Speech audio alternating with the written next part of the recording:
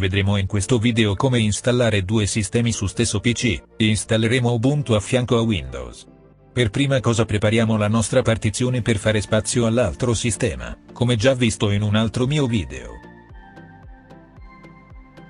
Riavviamo la macchina per poi premere ripetutamente F11 o F12, vedere il descrizione per maggiori dettagli.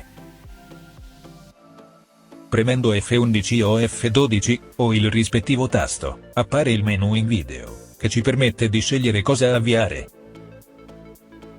Avviando il CD o USB di Ubuntu, comincerà il controllo del disco. Se si vuole interrompere l'operazione si può premere CTRL+C, come si può leggere in video. Partita l'installazione, selezioniamo la lingua di installazione per poi premere su Installa.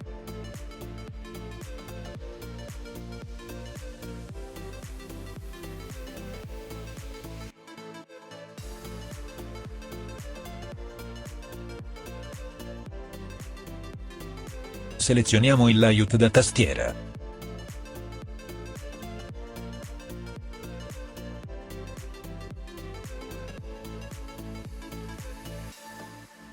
Scegliamo che tipo di installazione fare e se scaricare gli aggiornamenti durante l'installazione.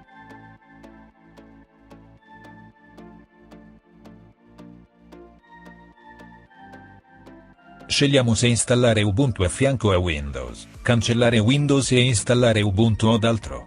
Vediamo ad esempio cosa succede selezionando l'opzione altro. Vedremo l'elenco delle partizioni sul nostro PC, ed uno spazio non allocato, precedentemente creato da Windows. Facciamo doppio clic sullo spazio non allocato per creare una nuova partizione. Creiamo una partizione FI, di circa 510 MB per poi creare la partizione di sistema, come visto in video.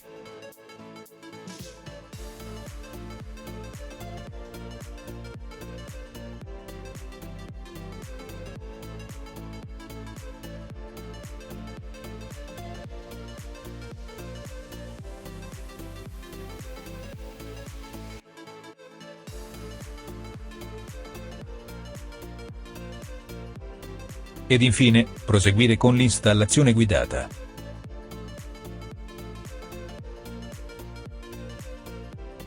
Alla fine dell'installazione, una volta resettato il PC, potete vedere il menu di GRUB, sul quale potete selezionare il sistema da avviare. Troverete maggiori informazioni in descrizione.